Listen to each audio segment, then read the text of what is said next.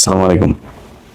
ঢাকা শহরের যে কোনো একটা আসনের একজন নারী, তিনার শ্বশুর এবার নির্বাচনে প্রতিদ্বন্দ্বিতা করছেন। তো তিনি তার কিছু নেতাকর্মীদেরকে নিয়ে একটা তাদের এক অফিসের ভেতরে, অফিসে না, তার এক বাসায় তারা এক মিটিং করছে।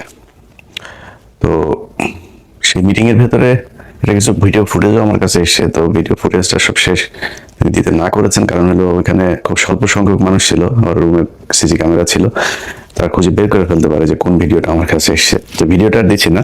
যাক, এরকম মনে হয় আপনাদের এলাকাতেও হয়তো অনেকের এরকম কর্মশালা চালু হয়েছে। আমরা গেল 2 মাসের ভেতরে যদি নাকি বিএনপির কিছু লোকজনের আঞ্চলিক উঠান বৈঠক, নিজস্ব ঘরোয়া মিটিং, এমনকি জনসভার ভেতরে আমরা বক্তব্য দিতে শুনেছি যে এই নির্বাচনে ধানের শীষের বাইরে যদি কেউ যায় তাহলে তারা এই করবে সেই করবে, সরাসরি হুমকি দিয়ে ই করা হয়েছে।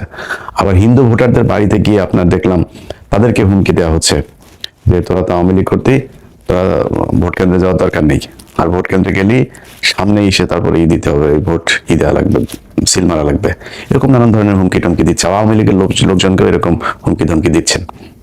তো এইসবের প্রেক্ষিতে একটা মানে কনক্লুশনে আসা যায় যে বিএনপি চেষ্টা করবে যে তারা নির্বাচনের দিন ভোট কেন্দ্রে নানান ধরনের কারচুপি করার, জোরপূর্বক মানুষকে সিল মারতে বাধ্য করা। তো বাংলাদেশের মানুষের কাছে আমার অনুরোধ থাকবে যে আপনাদের এই দেশের প্রতি অনেক দায়িত্ব আছে।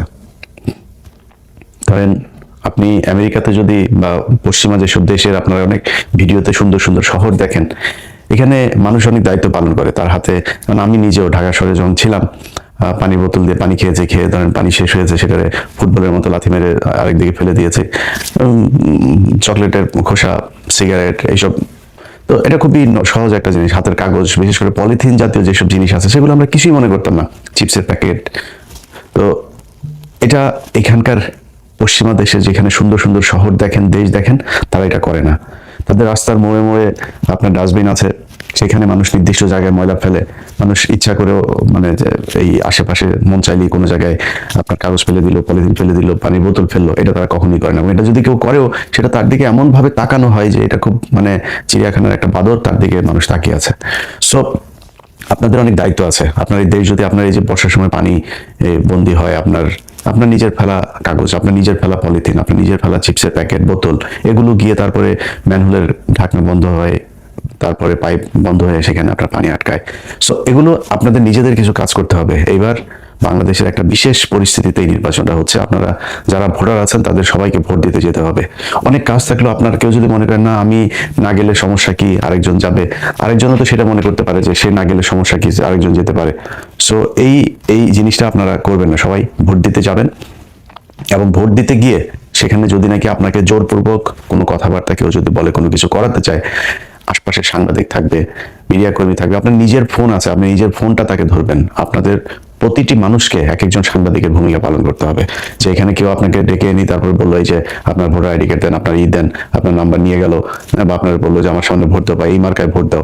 কোনো দলকে, আমি কোনো বিশেষ দলের পক্ষে বলছি না, কোনো দলকে আর কোনো দলের প্রার্থী, সেটা জামাতের কোনো প্রার্থীও যদি হয় তাকে ধরবেন, তাকে ধরে সেগুলিই করবেন।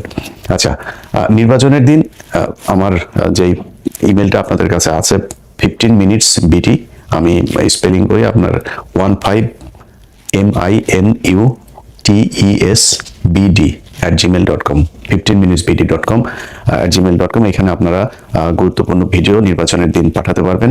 আপনাদের পাঠানো ভিডিওগুলো আমরা প্রচার করব। সো সবাই ওই দিন নিজেদের চোখ কান খোলা রাখবেন, নিজের ফোনটা হাতে রাখবেন, কোনো কিছু ঘটলেই সেগুলো ভিডিও ধারণ করবেন। যে কোনো অনিয়ম, কারচুপি যে দলই করতে চাক সেটা আপনারা আমাদেরকে পাঠাবেন। এখন বিএনপিকে কিছু জিনিস বলি। ধরেন বিএনপির যেই আচার আচরণ, এটার সাথে 2018 সালের যে নির্বাচন, সেটার কিছুটা মিল পাওয়া যায়। 2018 সালের নির্বাচনে এই যে আজকের চান্দা আব্বাস যিনি বিশাল ক্ষমতার অধিকারী, এখন নিজের বিরাট ভাবসা মাস্তানি করে, এই যে সেখানে এমপি প্রার্থী নাসিরউদ্দিন পাটোয়ারি, সহজ সরল একটা মানুষ, এর উপরে ডিম মারে, এর এখানে মারধর করে, ওইখানে ধাক্কাধাক্কি করে, নানান ধরনের সমস্যা তৈরি করছে তার প্রচারণায়। তো এই চান্দা আব্বাস নিজেরা এখন বিশাল ক্ষমতাশালী মনে করছে।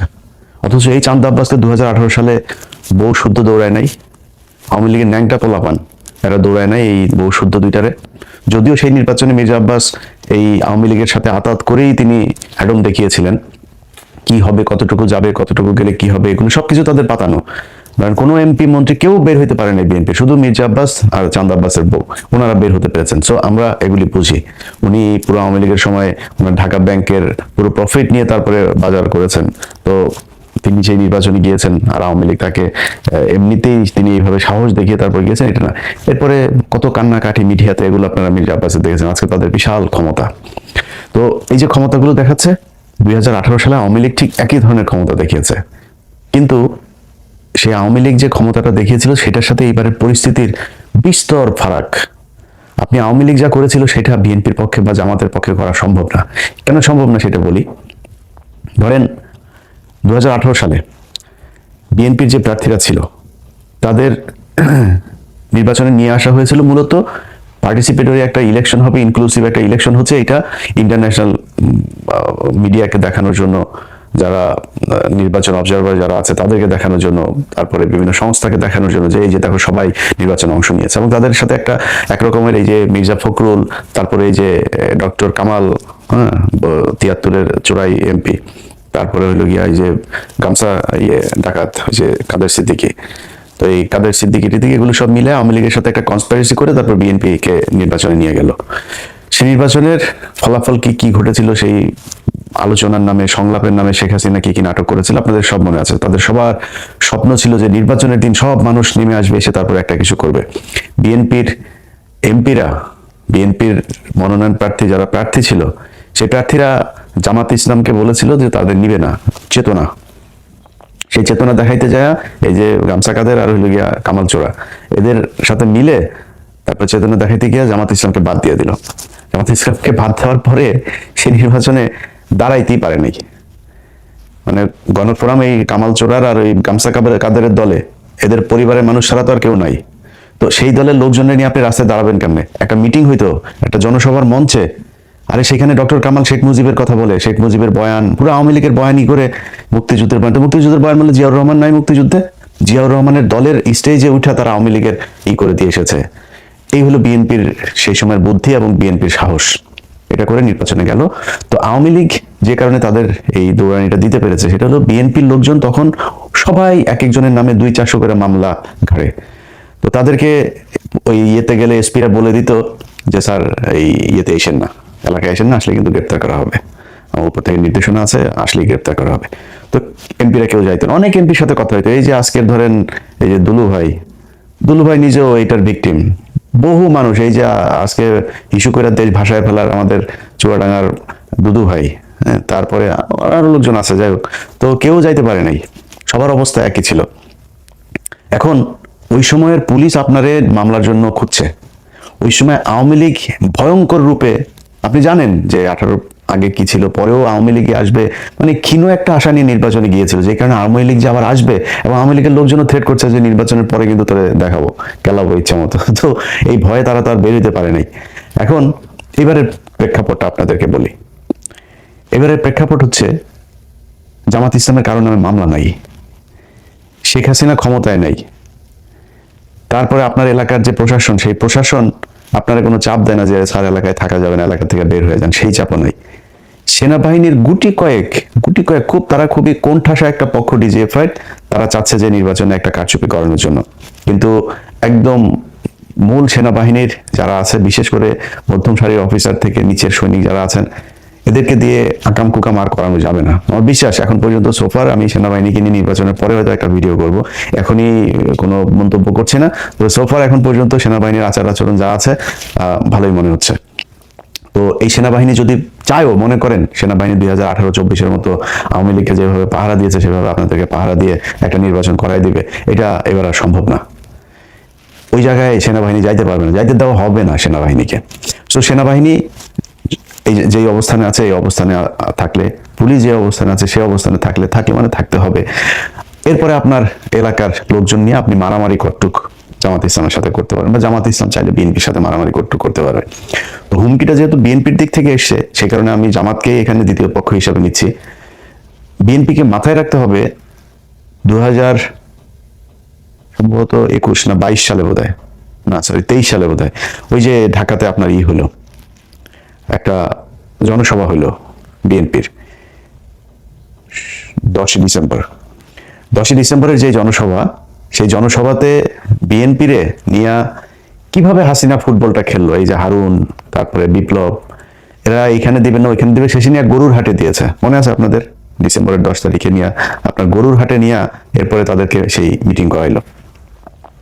একটা ককটেল মারার পরে মির্জা ফখরুল আপনার না দিয়া, ঘোষণা না দিয়া স্টেজ থেকে নেমে দৌড় দিয়েছিল, আবার দৌড় দিয়ে এসে তারপরে আবার আগামীকাল পরশুদিন আবার ফের হরতাল হবে, অবরোধ হবে, কিছু কর্মসূচি দিয়ে দৌড়।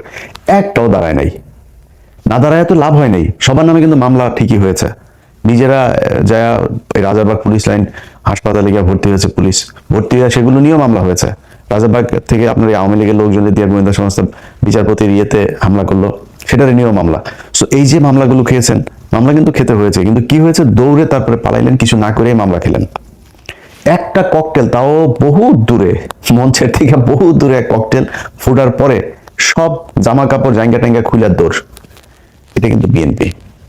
এত ভাব মারার কিছু নাই, একটা বালুর ট্রাক সরাইতে পারেন নাই। খালেদা জিয়া যেদিন জেলে যায় সেই দিন 5 জন মানুষ রাস্তায় নামতে পারেন নাই। আজকে লক্ষ লক্ষ মানুষ নিয়ে এই যে ভাবসাব মারেন না, নির্বাচনে ফেল করেন, ওই কুমিল্লায় হাসনাতের আসনে যান, মঞ্জুর কাছে যা জিজ্ঞেস করেন পৃথিবীটা কেমন, বুঝছেন? তো ওই ক্ষুধার রাজ্যে পৃথিবী যেমন গদ্যময় থাকে না, মঞ্জুর রাজ্যে পৃথিবীটা এখন গদ্যময় অবস্থা, কেউ নাই আশপাশে।